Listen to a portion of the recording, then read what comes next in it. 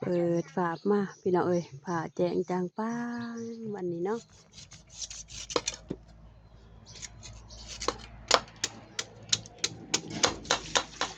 ครับ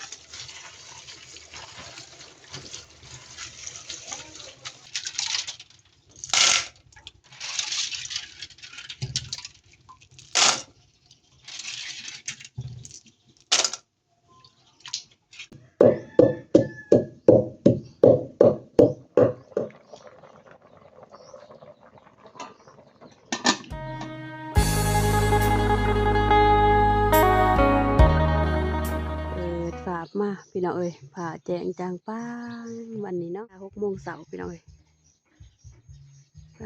เถอะวันนี้ท้องฟ้า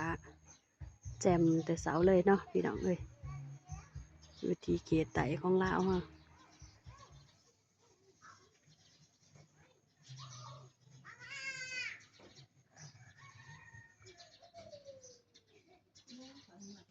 ตอนหับอรุณเสาร์วันไม่มื้อนี้มื้อนี้แก้มข้าวคั่วพี่น้องเอ้ยแกงเมนูแกงหมักหมี่มื้อนี้ก่อนอื่นกะหันหน้าหันตามาทางผีก็เนาะพี่ๆน้องๆเฮามาทักทายพ่อแม่พี่น้องลุงป้าอ้ากันก่อนเนาะพี่น้องสาวหนูนาพามาข้าวคั่วอีกข้าวคั่วยามเสาร์พี่น้องเอ้ยของวันที่16มื้อนี้มาทำเมนูแกงหมักหมี่พี่น้องเอ้ยอยู่ที่เขตลาวไต่เฮาพี่น้องเอ้ยเมนูแกงหมักหมี่หมักหมี่ที่สาวหนูนาจะนำมาเฮ็ดเมนูมื้อนี้ เสียดเมนูแกงหมักหมี่พี่น้องเอ้ยหมักหมี่ใส่ห้อยเซ่ที่สาวหนูนาไปอัดคอนมื้อนั้นพี่น้องปลาไว้ให้เพิ่นคายออกไข่หินก่อนเนาะไข่หินไข่ต้มก่อนมามื้อนี้ก็เลยว่ามาแกงใส่กับหมักหมี่ไปก่อนอื่นกะกราบทักทายสบายดีเด้อพ่อแม่พี่น้องเบิดสุขุสุขคนกราบทักทายพี่น้องพ่อแม่ลูกป้าเบิดสุขุสุขคนบ่ว่าจะอยู่ในประเทศและต่างประเทศกันยินดีต้อนรับเข้าสู่สองสาวนู่นน่ะเด้อพี่น้องเฮาวันนี้มาข้าวคั่วน้ำกันเด้อพี่น้องเอ้ยไปพี่น้องเฮาก่อนจะไปเบิ่งไปชมภาพบรรยากาศเนาะกะอย่าลืมกดไลค์กดแชร์กดติดตามสองสาวนู่นน่ะเด้อพี่น้องเฮาเพื่อบ่พลาดคลิปใหม่ๆที่สาวนู่นน่ะได้อัปเดตมาให้พี่น้องๆได้เบิ่งได้ชมภาพบรรยากาศวิถีชีวิตเขตลาวไต่ของเฮาเนาะพี่น้องๆเฮาสิบ่ว่าหลายอย่างห่างเนาะพี่น้องเนาะเปิดปุ่มใหม่คำเว้าก็แห่งหลายเนาะพี่น้องเนาะไปเบิ่งไปชมภาพบรรยากาศนำกันเลยพี่น้องเฮาวิธีแกงหมักหมี่พี่น้องเอ้ยกับเนื้อหาวิธีแกงหมักหมี่ที่สาวนุนามาแนะนำมาอัปเดตให้พี่น้องๆเฮาได้เบิ่งได้ชมเนาะของเสาร์วันที่16พี่น้องเอ้ยของวันค้านเนาะเดือน12พี่น้องเอ้ยไปเบิ่งไปชมภาพบรรยากาศนำกันเลยพี่น้องเอ้ยทางนั้นไว้ก่อนนี่คือน้ำพดทุกยานเฮาจะไปทานหิน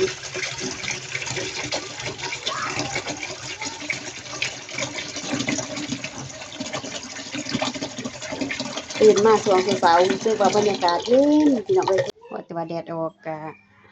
รู้สึกว่าอบอุ่นเนี่ยบ่หนาวเกินพี่น้องเอ้ยทานบกดังไปทานว่าแล้ว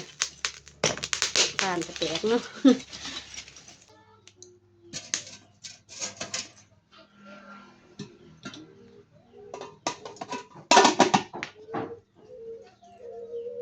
ไปทานมังหีนึงกันเลยพี่น้องเอ้ย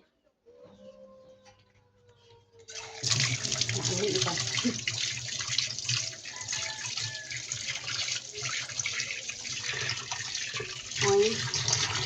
หอยเซ่ที่แบบอัดคอนเหมือนอันนั้นมีไข่ออกเลยน้องเอ้ยไข่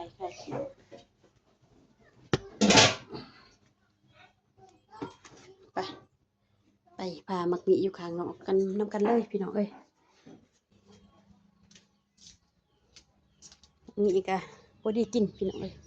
พอดีกินบ่ใหญ่เกินเนาะ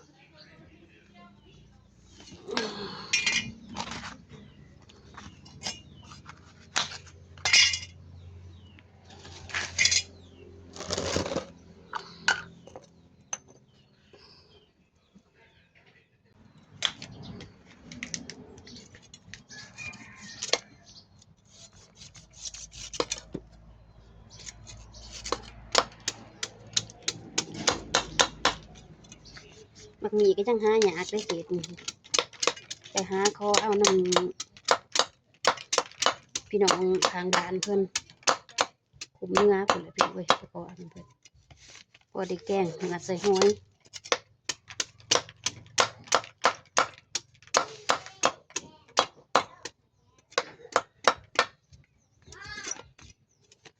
ตามีผัดทะใส่ผัดทะแห้งหอมพี่น้องเอ้ยสาวนากินผัดทะอะไรพี่น้องกินผัดทะเลยก็วิ่นหัวลูกหัวเป็นอย่างยังเลยว่าจะแกงใส่ผักขมกับใบผักบัวเอา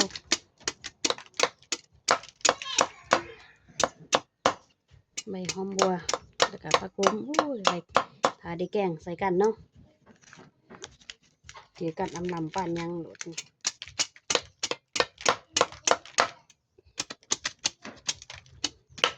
อยากใส่กับกุ้งเนี่ยกุ้งหน่อยที่ไปอัดข้อนมันนั่นแหละยังเหลืออยู่เพราะท่านได้กินเลือดเอาไว้ยังตุ้งอยู่มื้อนี้จะมาเหมือดใส่น้ำกัน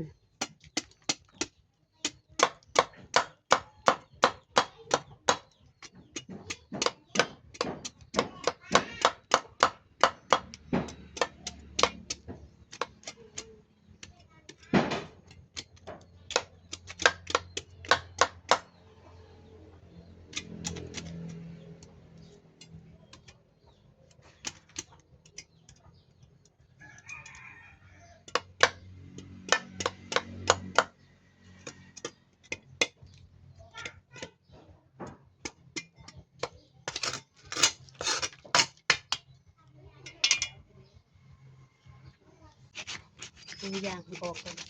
อย่างติดหนึ่งพี่น้องติดหนึ่งนี่โอ้ต้องได้ลูบใส่กับข้าวสารหรือบอกกับน้ำมัน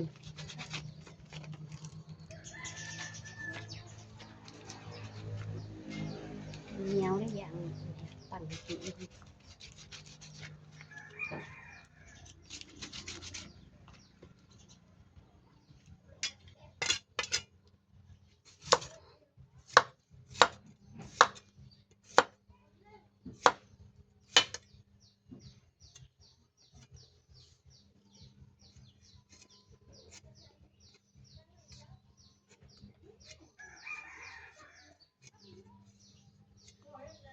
ถ้าห้ามบปาดเปลือกออกเปิดตัวสีว่ามันแข็งๆนี่มันเนี้ยพี่น้องเอ้ยเนี้ยเวลาที่ว่าเราสิแกงกันต้องได้คอยเล่มออกอีก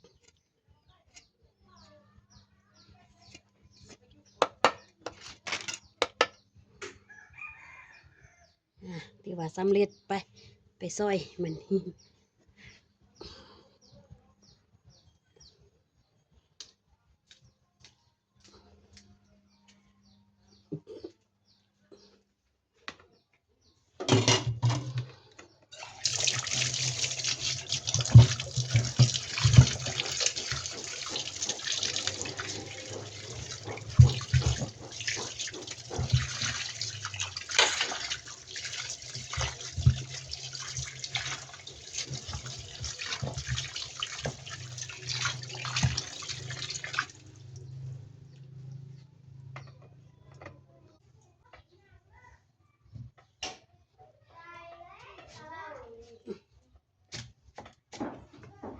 ซอยหมักหมี่พี่น้องเอ้ยเห็ดซอยเป็นเปียงสบายสุด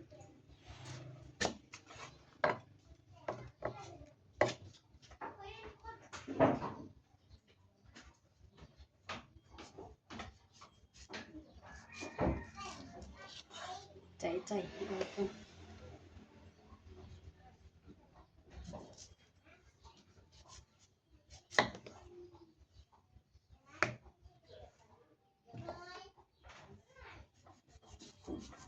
มีหลายวิธีพี่น้องเอ้ย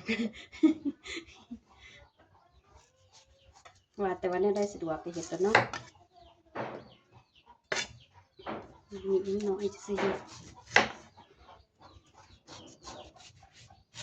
ตาแกงใส่น้ำกันกับใจมันก็พอดีหรอกนี่ขาดตัวได้พี่น้องเอ้ยใจกินเหนียงต่อก็ได้ใจจน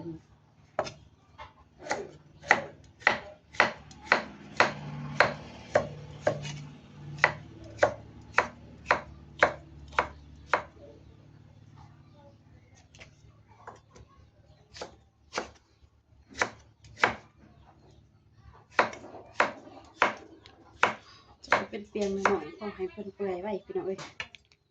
ให้เพิ่นเปื่อยไว้ก็จะได้แกงไว้เนาะหั่นสินใหญ่ลายหั่นเป็นตอนใหญ่ลายก็อยากเปื่อยใส่เวลาใส่แบบเร่งด่วนเนาะ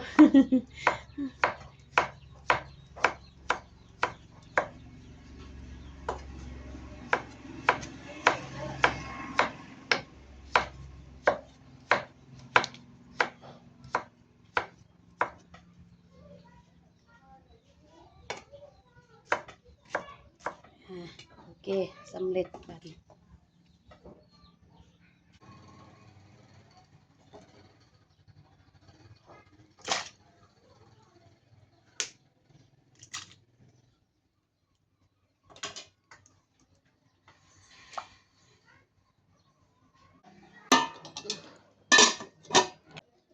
ข้างหม้อหมักหมี่ป้าไว้นี่แหละพี่น้อง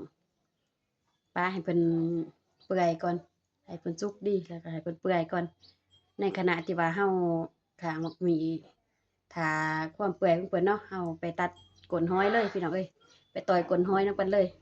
ไปพี่น้อง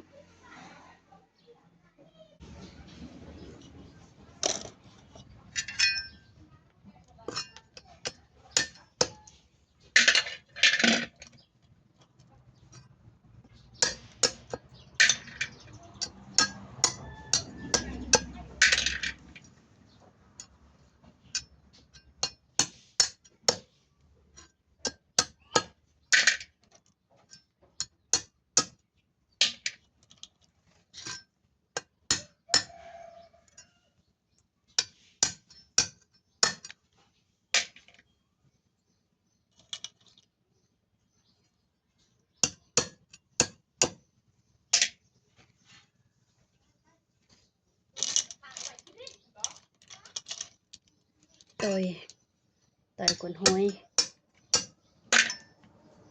ต้องอาศัยความชำนาญพี่น้องถ้าบ่ชำนาญนี่ก็คือว่าแล้วได้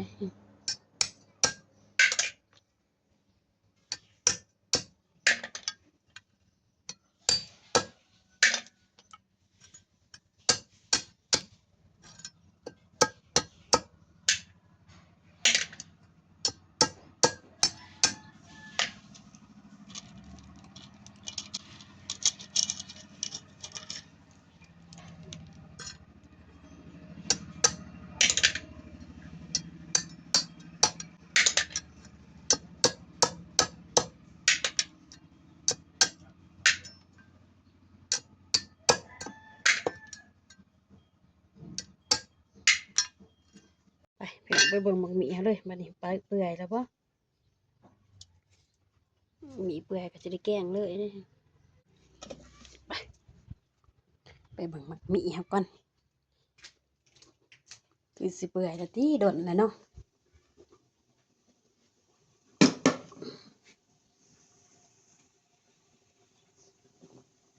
เดี๋ยวอายปวดเปื่อยๆด้วย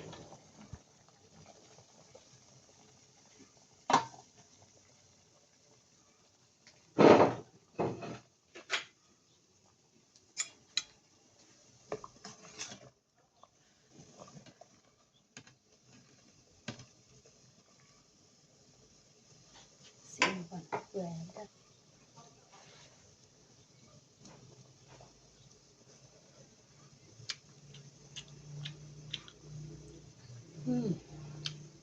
บ่ได้เลยพี่น้องเอ้ยไปเก็บผักก่อนไปเก็บผักโขมก่อนเก็บผักโขมผักบัวก่อนพี่น้องไปนำกันจ้ะโอ้ไก่ปูนี่สะอ่อนแต่เนาะงามดูเถอะ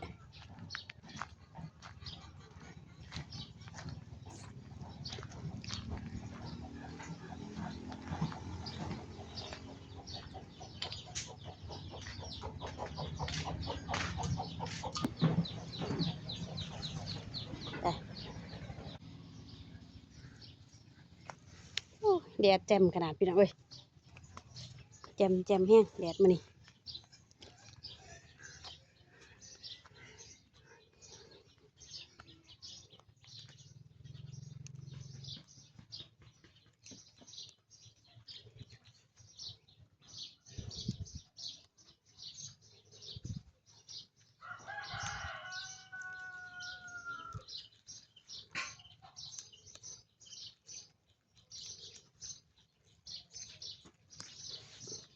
แต่เป็นแกงหมี่เนี่ยสาวนูน่ามักใส่ผักบัวลายได้อพี่น้องเอ้ยผักบัวผักหมมันหอมมันยังดอกมักแน่เป็นผู้ที่ว่ามักกินผักบัวกินใบเพิ่นพี่น้องเอ้ย กินใบผักบัวเวลาแกงมักมีนี่เขากันปานยังโดดติหอมอำลำแสบอำลำโดดพี่น้องเอ้ย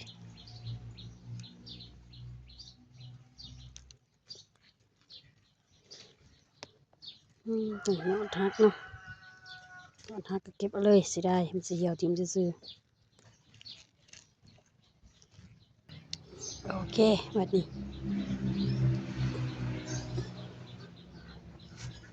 กลับบ้านตัดภาพมาเพื่อนพี่น้องเอ้ยล้างเครื่อง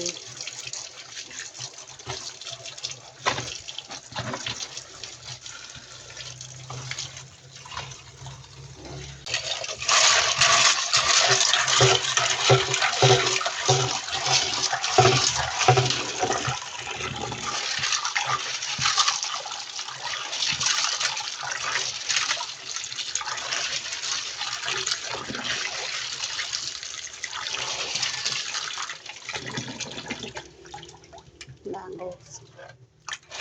เตรียมที่ข้าวต้มอย่างเงี้ย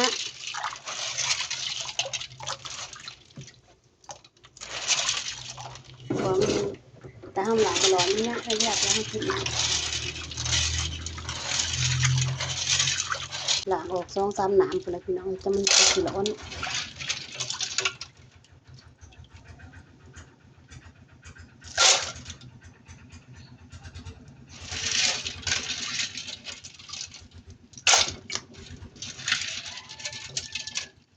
อย่า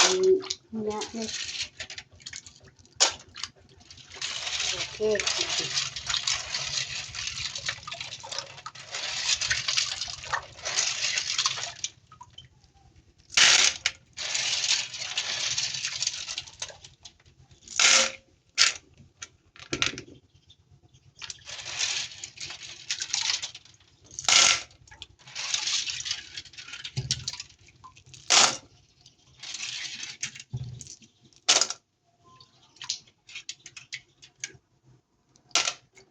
ไปตำข้าวเบื่อกัน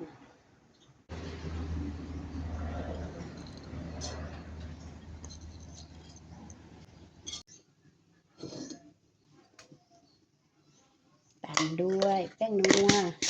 หรือว่าผงชูรสกินแบบเรียบง่ายเนาะพี่น้องเนาะ กินแบบง่ายง่ายสไตล์แบบเกรดชนบท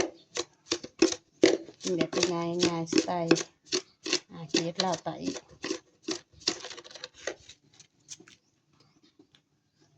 ก็ได้ใส่หยังเลี้ยงหลายพี่น้องเลยใส่จะเป็นนัวก็โอเค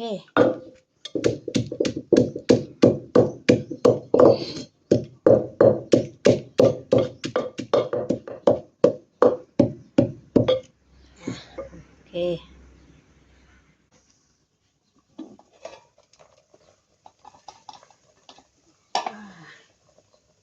ยินน้ำเก่าออกก่อนพี่น้องเลยแต่บอยยินน้ำย่างคนนี้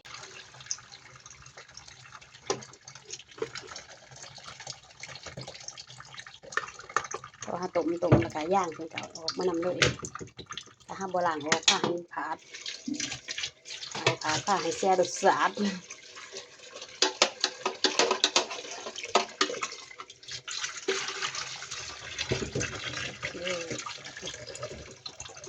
ล้างออกจากน้ำหนึ่งมาล้างออกลายดอกน้ำนี่ก็โอเค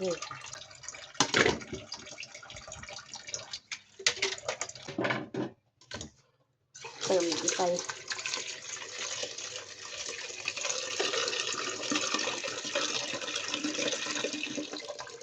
ใส่น้ำลายดอกพุดิสดเอาสับพุดิสดไปหน่อย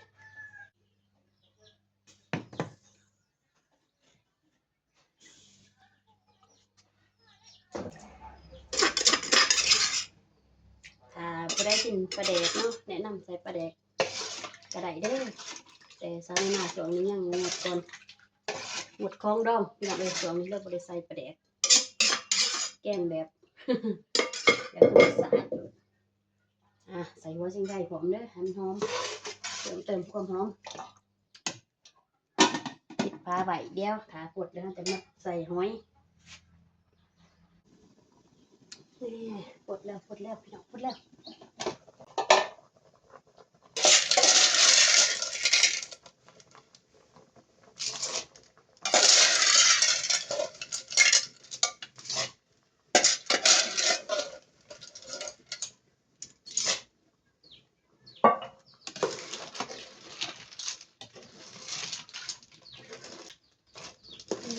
เริ่มหอมเลยพี่น้องเอ้ยเริ่มหิวเขาเลยได้บัดนี้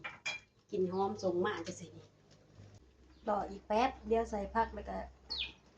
ปรุงเลยโอเคขั้นตอนสุดท้ายเลยพี่น้องเอ้ยซิมรสชาติบัดนี้ใส่ผักแล้วก็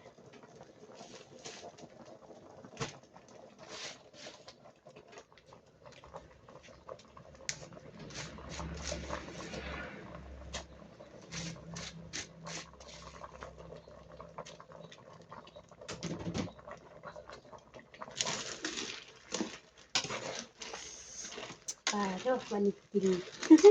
หิวเขาได้บัดนี้พี่น้องเอ้ยกินหอมบัดนี้หอม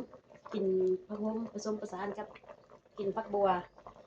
แล้วก็ขิงหัวหน่อยอีกพี่น้องเอ้ยว่าสิไก่อีกถ้วยนึงใส่บ่ต้องใส่หลายผสม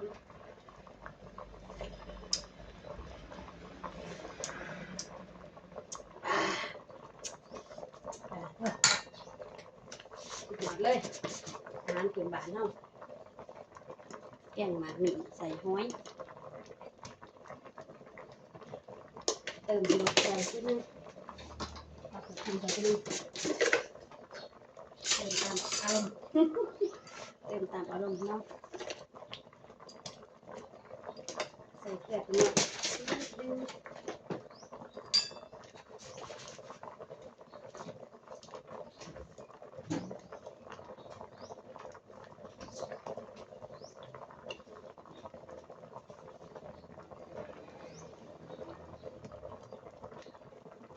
ใส่กุ้งอีกถ้วยนึงพี่น้อง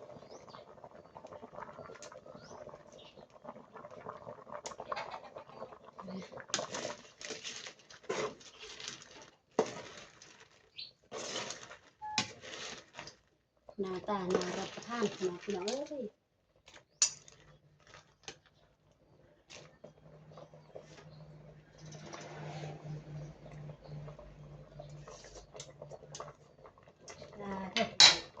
สุดยอด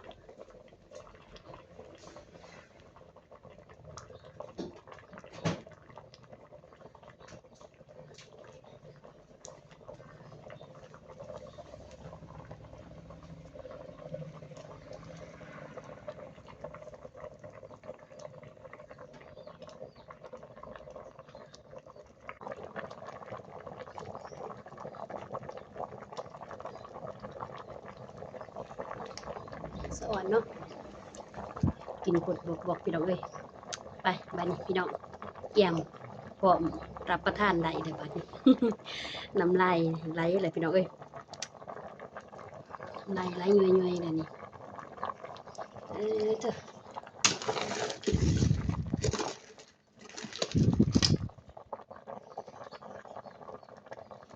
แกงหมักหมี่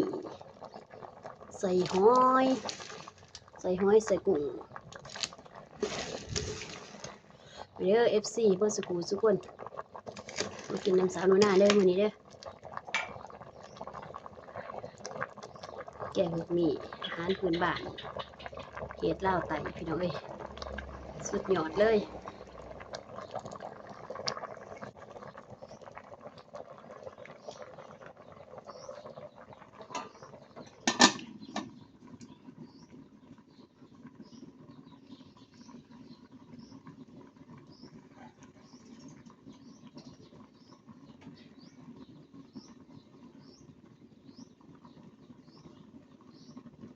ไปได้เวลาปุ้งมันนี่1 2 3 4 6ปึ้มว้าว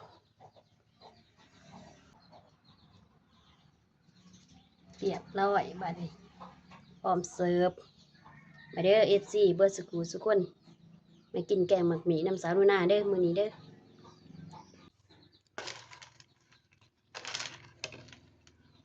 ทุกตัวเป็นไงเลยเนาะ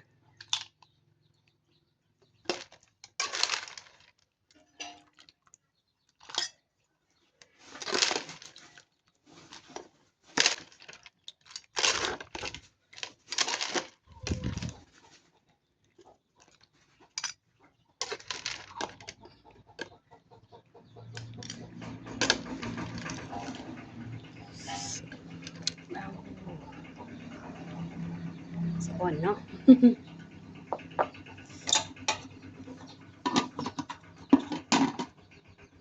ถือว่าสำเร็จแกงหมักหมี่พื้นบ้านเฮาเนาะอาหารพื้นบ้านพี่น้องเอ้ยมาเด้อ FC เบิร์สกูสุกคนมื้อนี้มากินแกงหมักหมี่กับสาวหนูนาเด้อพี่น้องเฮาก่อนอื่นกกราบขอบอกขอบใจพ่อแม่พี่น้องลุงป้าอ้าวอาเบิดสุหมองสุบอนบ่ว่าสิเป็นฝั่งลาวหรือฝั่งไทยหรือว่าต่างประเทศเนาะกราบขอบอกขอบใจเด้อที่เข้ามารับชมรับฟังและก็มากดติดตามส่องสาวหนูนาเนาะก็ให้ทุกคนจงมีสุขภาพเข้มแข็งแข็งแรงพี่น้องเอ้ยรับได้เงินหมื่นตื่นใบเงินหลานเด้อพี่ๆน้องๆเฮาไปมาทางใดก็ให้ประสบพบปอแต่สิ่งดีๆเดินทางแคล้วคลาดปลอดภัยทุกคนเด้อไปพี่น้องคลิปนี้ก็สาวหนูนาสิได้จบไว้เพียงสมิเด้อพี่ๆน้องๆเฮาฝากติดตามคลิปต่อไปเด้อพี่ๆน้องๆพอกันคลิปต่อไปเนาะไปคลิปนี้บ๊ายบายพี่น้องเอ้ย